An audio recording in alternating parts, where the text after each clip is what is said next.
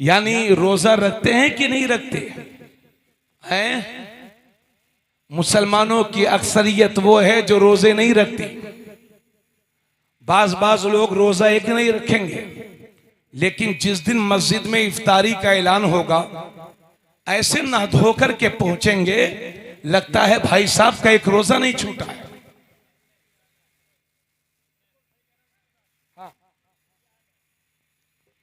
जी, एक साहब तो अच्छे खासे 50-55 साल के गुटखा खा रहे तो रोजे के वक्त में मैंने कहा भाई साहब आपने रोजा नहीं रखा?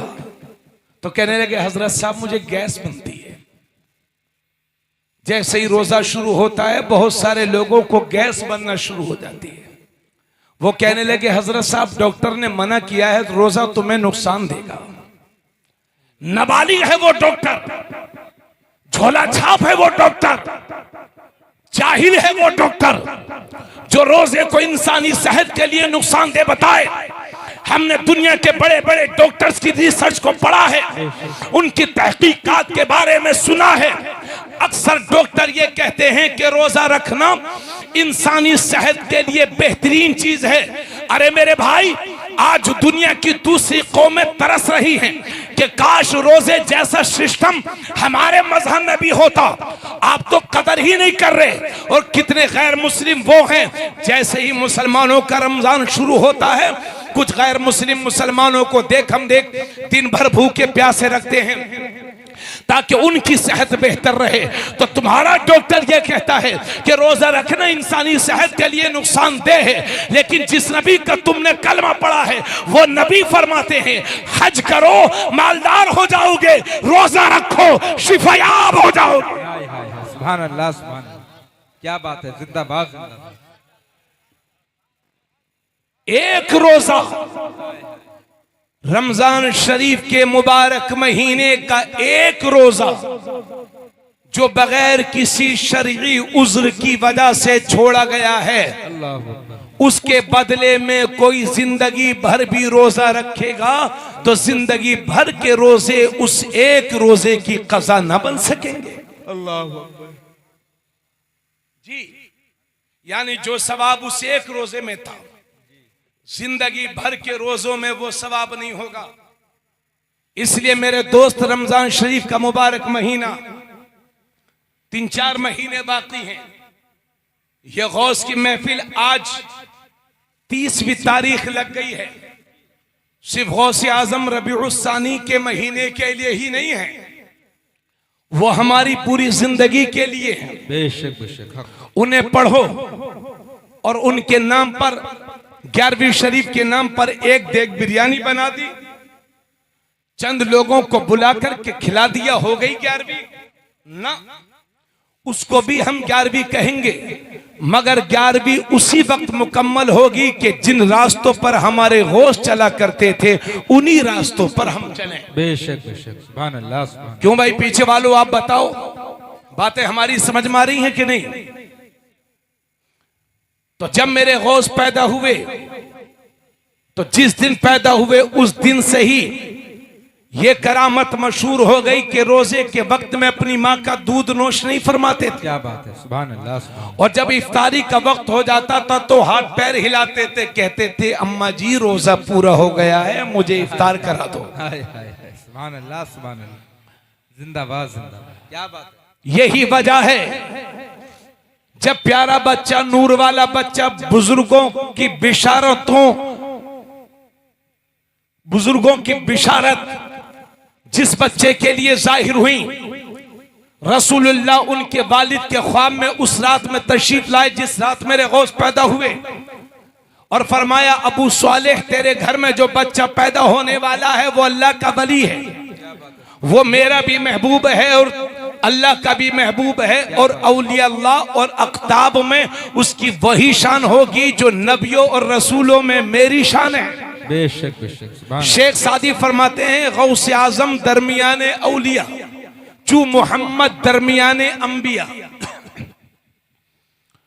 तो वो अजमत वाले गौस क्या बात है, जब तशरीफ लाए तो बचपन ही से करामत जाहिर होने लगी माशाअल्लाह।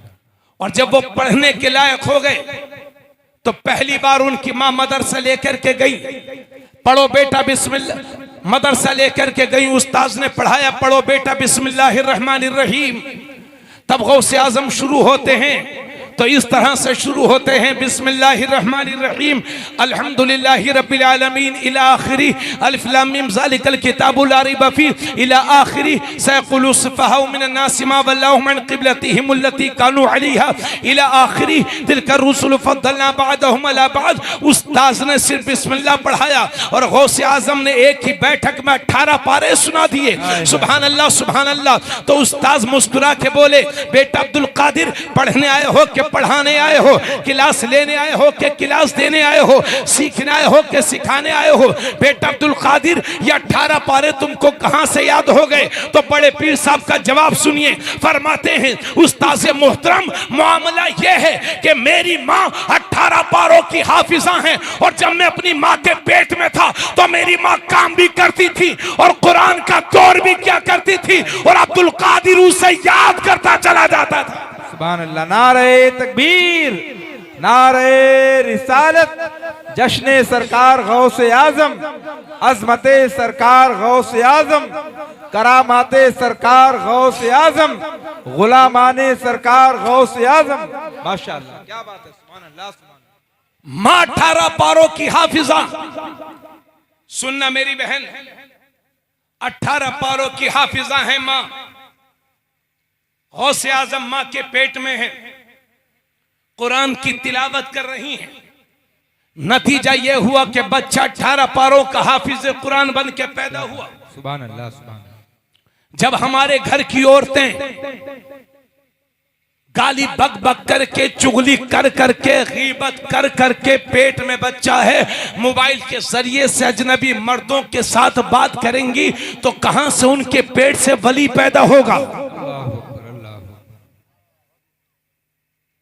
हराम की ग़िज़ा खिलाओगे और दुपट्टा गले में डाल करके बाजारों में घूमेंगी औरतें, क्या बात। तो उनके पेट से कोई वली पैदा कैसे हो सकता है? हालांकि मेरा अकीदा यह है, मेरे रब की शान यह है कि वो चाहे तो चोर के घर में वली पैदा फरमा दे। बेशक बेशक, हक है। मुझे आप बताइए, गौसे आजम रदी अल्लाह ताला अन्हो कि माँ कितनी पाकीज़ा है वो सुना है ना एक वाक़या आप लोगों ने, बड़ा मशहूर है। आप लोग उसको हल्के में लेते हैं क्या? अरे ये तो बहुत सुना है। मकसद सुनाना नहीं है, दोहराना नहीं है। वो एक सेब खा लिया था गौसे पाक के वालिद साहब ने, दरिया में बहता हुआ आ रहा था। हालांकि हम उसे शरई चोरी नहीं कह सकते, मगर वो तकवा था गौसे पाक के वालिद साहब का। खा तो लिया मगर खौफ इलाही से लरज गए कि मालिक की इजाजत के बगैर खाया है। उन्होंने एक सेब खा लिया तो खौफ इलाही से लरज गए। यहां पूरी जिंदगी दूसरों के खेत के गन्ने तोड़ तोड़ के खा रहे हैं और कभी एहसास भी नहीं होता। दूसरों के पैसे मार कर खा गए, डकार तक नहीं लेते। हराम है कि हलाल, इससे कोई मतलब नहीं है। आका करीम सल्लल्लाहु अलैहि वसल्लम ने फरमाया था, एक जमाना वो भी आएगा कि लोग जो पैसा उनके पास आ रहा है उसमें फर्क करना ही भूल जाएंगे कि ये हलाल है कि हराम। वही दौर चल रहा है। आज के इंसान की सोच ये है कि पैसा हो चाहे पैसा हो, सही, हराम हो कि हलाल, इससे कोई मतलब नहीं है। हराम कमाई खिलाओगे तो उसके असर भी वैसे ही दिखाई देंगे। और कितने लोग वो हैं जो कलमा तो पढ़ते हैं और हराम खोरी की आदत इस हद तक पहुंच चुकी है कि वो सूद लेने और सूद देने से भी वो परहेज।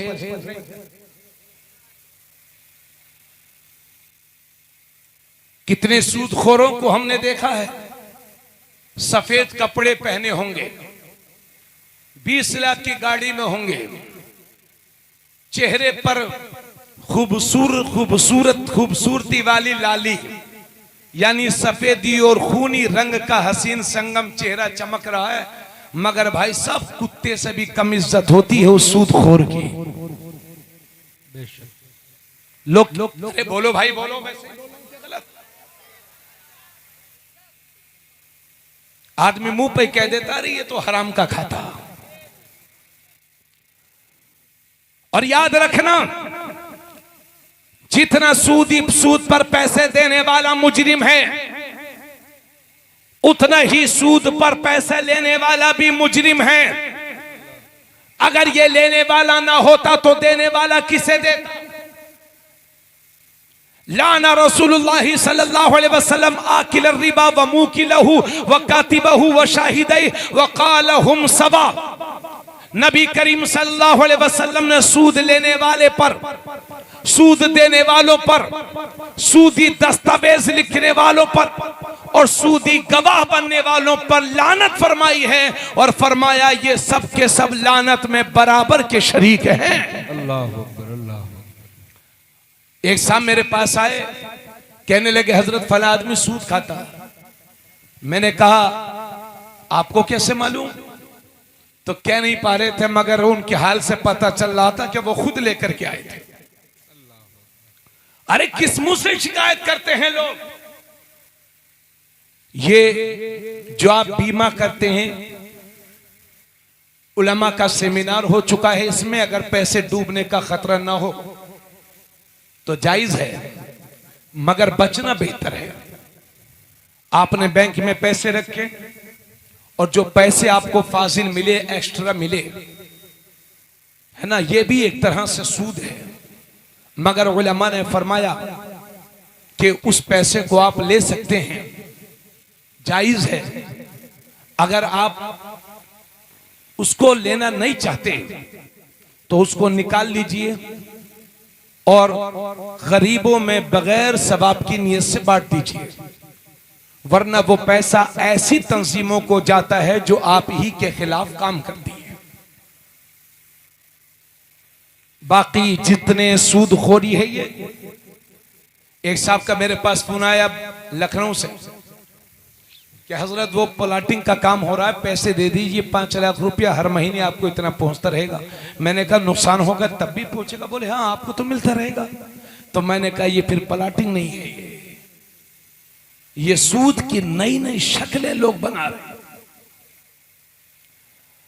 हजरत अबू हुरैरा रज़ियल्लाहु ताला अन्हु से रिवायत, आका करीम सल्लल्लाहु अलैहि वसल्लम फरमाते हैं अर्रिबा 70 जुज़आ ऐसरुहा जुज़अन अन यनकिह अर्रजुलु उम्महु। हुजूर सल्लल्लाहु अलैहि वसल्लम फरमाते हैं सूद खाने में ऐसे 70 दर्जे के गुनाह हैं, जिसमें सबसे कम दर्जे का गुनाह यह है कि जैसे आदमी अपनी मां के साथ जिना कर रहा है। कहिए माज़ल्लाह।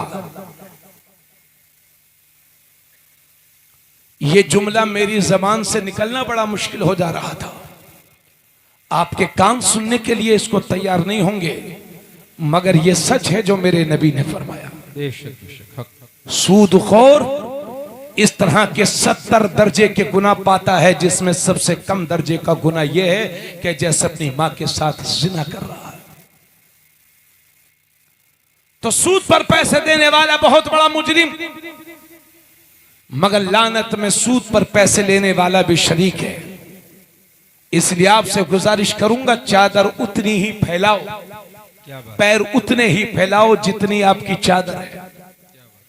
आपके पास कम पैसे हैं, कम पैसों में शादी कर लीजिए, दिखावे के लिए सूद पर रकम लाकर पानी की तरह बहाने की जरूरत नहीं है। सूदी गवाह भी मत बनिए, कागज को भी ना लिखिए, क्योंकि ये सब के सब लानत में बराबरी के शरीक हैं। जिसकी आदत होती है सूद खाने की, भाई साहब फिर वो कभी नहीं मानता, वो उसकी आदत हो जाती है। लेकिन आपके ऊपर यह लाजिम और जरूरी है कि जिसके बारे में आप जानते हैं ये सूदखोर है, तो पूरी बस्ती के मुसलमानों पर यह लाजिम और जरूरी है कि उसे अपने आप को दरकिनार करें, न उसे दावत दें, न उसकी दावत में जाएं, न उससे दुआ करें, न सलाम करें, न उसे अपने घर बिठाएं, न उससे दोस्ताना ताल्लुकात रखें, न उससे किसी भी तरह के ताल्लुकात रखें। समझे? आप ये अंदाज अपना लीजिए। बड़े से बड़ा सूदखोर 1 महीने में न सुधर जाए तो कहना बेशक बेशक जी हाँ। 1 महीना लगेगा, बड़े से बड़ा सूदखोर सुधर जाएगा साहब। लेकिन जब हम सूदखोरों को, शराबियों को, कबाबियों को, हरामखोरों को अपने घर मेहमान खुसूसी बना करके बुलाएंगे तो वो तो समझेगा कि हमको सम्मान मिल रहा है। अगर आपने किसी भी शराबी को, हरामखोर को, फराड करने वालों को, सूदखोर को आपने इज्जत दी, अपने घर दावत में बुलाया, जबकि आप जानते हैं तो खुदा के यहां आपसे भी जवाब तलब किया जाएगा। सुने भाई आप? जी हक है। सिर्फ गौसे आजम की करामात न सुना, सिर्फ करामात ही मत सुना करो, बल्कि इन गोशों को भी सुना करो। और ये लोगों, हलाल कमाने की आदत डालो। आका करीम सल्लल्लाहु अलैहि वसल्लम फरमाते हैं, अत्ताजिर व सदीक वल अमीन मान नबिय्यीन व सिद्दीकीन व शुहदा। आका करीम सल्लल्लाहु अलैहि वसल्लम फरमाते हैं, निहायत सच्चा दयानतदार ताजिर, बिजनेस करने वाला, उसका हश्र नबियों के साथ होगा, स्वालिहीन के साथ होगा, शहीदों के साथ होगा। सुभान अल्लाह। नारे तकबीर। हजरात मोहब्बत और एहतराम के साथ शायर अहले सुन्नत मद्दाए रसूल जनाब मोहतरम सैफ रजा कानपुरी साहब की आमद इस्तकबाल कर लें। नारे तकबीर, नारे रिसालत, जश्ने सरकार गौसे आजम, मसलके आला हजरत, फैजाने बिलग्राम शरीफ, उलमाए अहले सुन्नत जनाबे सैफ रजा कानपुरी। नारे तकबीर, नारे रिसालत। आज के आपके शायरी खुसूसी जनाबे मोहतरम सैफ रजा कानपुरी जीनत मिंबर हो चुके हैं। मेरी तकरीर के बाद इंशाल्लाह आप उनकी नातखानी समाप्त करेंगे इंशाल्लाह ताला। भाई इजाजत है बोला जाए, तकरीर की जाए? क्यों भाई पीछे वालों आप बताओ? तो हुजूर सल्लल्लाहु अलैहि वसल्लम फरमाते हैं, निहायत सच्चा ईमानदारी के साथ बिजनेस करने वाले का हश्र नबियों के साथ होगा, स्वालिहीन के साथ होगा, शहीदों के साथ होगा। इसलिए हलाल कमाने की आदत डालो, हराम लुकमों से बचो। आका करीम सल्लल्लाहु अलैहि वसल्लम फरमाते हैं, ला यदखुलुल जन्नता जसदुन गुज़िया बिल हराम। वो जिस्म जिसे हराम ग़िज़ा दी गई वो जन्नत में दाखिल नहीं होगा। ये आला दर्जे की हदीस है। वो जिस्म जन्नत में दाखिल नहीं होगा जिसे हराम ग़िज़ा दी गई। इसलिए हराम खा खा करके खुद अपनी जिंदगी भी बर्बाद न करो, अपनी औलाद की जिंदगी भी बर्बाद न करो। आका करीम सल्लल्लाहु अलैहि वसल्लम फरमाते हैं, इस्लाम के फराइज के बाद एक मुसलमान के लिए सबसे बड़ा फर्ज है हलाल रोजी तलाश करना। हमारे जितने बुजुर्ग हैं इन्होंने हलाल रोजी खाई है, जिनके घरों में एक नहीं बल्कि कई कई वली पैदा हुए हैं। तो मैं यही अर्ज कर रहा था कि गौसे पाक के वालिद मोहतरम ने एक सेब खा लिया था। खा तो लिया लेकिन मालिक की इजाजत के बगैर दरिया के मुखालिफ समत चलते रहे चलते रहे चलते रहे। मीलों चलने के बाद एक बाग नजर आया सेब का। आपको लगा कि उसमें आपने देखा उस बाग में कि एक दरख्त है जिसकी फलदार शाखें दरिया की तरफ झुकी हुई हैं। आपको लगा ये सेब यहीं से टूट करके गया है और आपने पता किया कि उसका बाग का मालिक कौन है। बताया गया कि सैयद अब्दुल्ला सौमई हैं। सुनना मेरी बहन गौर के साथ। आप उनके पास पहुंचे और कहा, हुजूर एक सेब दरिया में बहता हुआ गया था, मुझे हाजत थी, भूख लगी थी, हुजूर मैंने उठा करके खा लिया, लेकिन वो मैंने मालिक की इजाजत के बगैर खाया है और ऐसा लगता है कि वो सेब इसी बाग के एक दरख्त से टूट करके बहा था, जो उठा करके मैंने खा लिया है। हुजूर मुझे माफ कर दीजिए। अब मैं तो चोर चोर को पहचानता है, डाकू डाकू को पहचानता है, शराबी शराबी को पहचानता है, तो वली वली को नहीं पहचानेगा। हाय हाय हाय, क्या बात है। समझ गए कि जिसकी जवानी के तकवे का ये हाल है, क्या बात है, उसका बुढ़ापे में आलम क्या होगा। कहा ठीक है नौजवान, माफ कर देंगे, 12 साल तक हमारे बाग की रखवाली करो। कारी शादाब साहब तवज्जो फरमाएं। 12 साल तक बाग की रखवाली की गई। कहा हुजूर अब माफ कर दीजिए। कहा ना, अभी नहीं माफ करूंगा, एक शर्त और है। क्या शर्त है हुजूर? मेरी एक लड़की है, उससे तुम्हें शादी करनी है। अल्लाह। और वो लड़की, सुन मेरी बात पूरी, वो लड़की सैयद अब्दुल्ला सुमई फरमा रहे हैं, नौजवान जिस लड़की के साथ तेरा निकाह होगा, मैं उसके बारे में बता रहा हूं, वो बहरी है, अंधी है, लंगड़ी है, लुंजी है, उसके साथ तुझे निकाह करना, बोल मंजूर है कि नहीं? कहा हुजूर उसके बगैर, कहा ना उसके बगैर माफी नहीं मिलेगी। देखा भी नहीं, बगैर देखे हाँ बोल दिया। तवज्जो, देखा भी नहीं, बगैर देखे हाँ बोल दिया। और ये मुसलमान है जो 10-10 जगह लड़कियां देख करके भी इसका दिल नहीं भर रहा है। जब तक गरीब को खून के आंसू रोने पर मजबूर नहीं कर देगा, तब तक इसको चैन की सांस नहीं मिलेगी। तुम्हें मालूम नहीं कि जब किसी की बेटी को देख करके आते हो और उसके बाप से जब मना किया जाता है, तो उस बाप के दिल पर क्या गुजरती है। अपनी बेटी से आंखें मिलाने के लायक नहीं रह जाता वो बाप। बाज लोगों के हाल ये हैं कि 10-10 जगह उनकी बिलोरो घूम चुकी होगी। अब तो स्कॉर्पियो में जा रहे हैं साहब रिश्ता देखने। यहां नाश्ता 10-10 लोग जा रहे हैं, 8-8 लोग जा रहे हैं, पहली बार जा रहे हैं। जब तक पूरे इलाके की मिठाई नहीं खा लेंगे, इन्हें सुकून नहीं मिलेगा। उसके बाद कहेंगे घर देख रहे हैं, हूर देख रहे हैं। अपना लंगूर हो इससे कोई मतलब नहीं। क्या बात है, बेशक बेशक जी, बस हूर चाहिए। अपना कैसा है इसका कोई इससे कोई मतलब नहीं। सुन मेरे भाई, गरीबों की बेटियों का मजाक उड़ाना बंद करो। अगर कहीं लड़की देखनी है तो 1-2 लोग चले जाओ।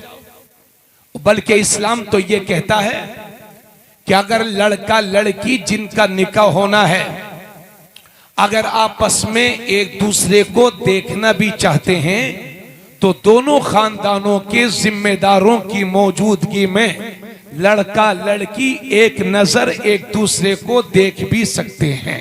क्या बात है, माशाअल्लाह। मगर जिसको करना है उसको नहीं दिखाएंगे। देखने को जाएंगे फूफा, चचा, मामू के लड़के, जिसका निकाह होना है वो नहीं देख रहा है। अगर उसने कह दिया अम्मा मुझे दिखा, बहुत बड़ा लफंगा है। ये खानदान के पड़ोस के जाएंगे 10। ये गलत तरीके हैं। जिम्मेदारों की मौजूदगी में 1-2 लोग जाकर के देख लें, घर के जिम्मेदार। बात बने तो आगे बात बढ़ाई जाए, वरना वहीं बात खत्म कर दी जाए। मोहल्लों में लोग मजाक उड़ाते हैं, फला के घर आए थे, क्या कह गए। और कुछ औरतें तो ऐसी होती हैं जो बात को पूरे गांव में फैलाती हैं। अखबार बाद में जाएगा, वो पहले पहुंच जाएगी। नहीं मालूम कि उसकी लड़की को फेल कर गए। दैनिक जागरण और अमर उजाला सभी हाई पावर हैं। वो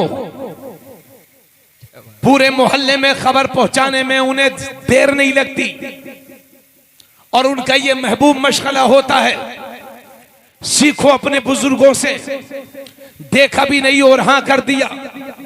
और हां करने के बाद जब निकाह हुआ और पहली बार बीबी के हुजरे में गए तो सलाम करते हैं, अस्सलामु अलैकुम व रहमतुल्लाहि व बरकातहू।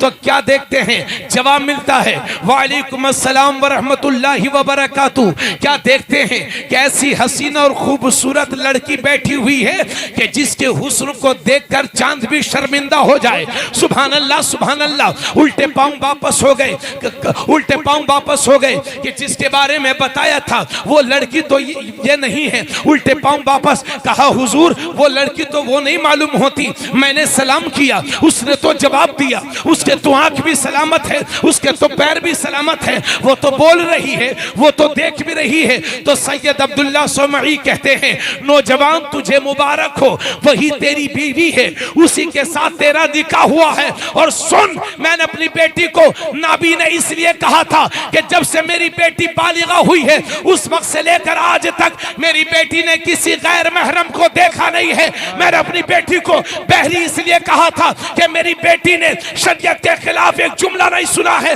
मैंने अपनी बेटी को लंगड़ी इसलिए नहीं कहा था, लंगड़ी इसलिए कहा था कि मेरी बेटी ने शरीयत के खिलाफ एक कदम नहीं उठाया है। जब माँ ऐसी हो और जब बाप ऐसा हो, जब दोनों मिलते हैं तो उस घर में गौसे आजम का जन्म होता है। नारे तकबीर, नारे रिसालत, जश्न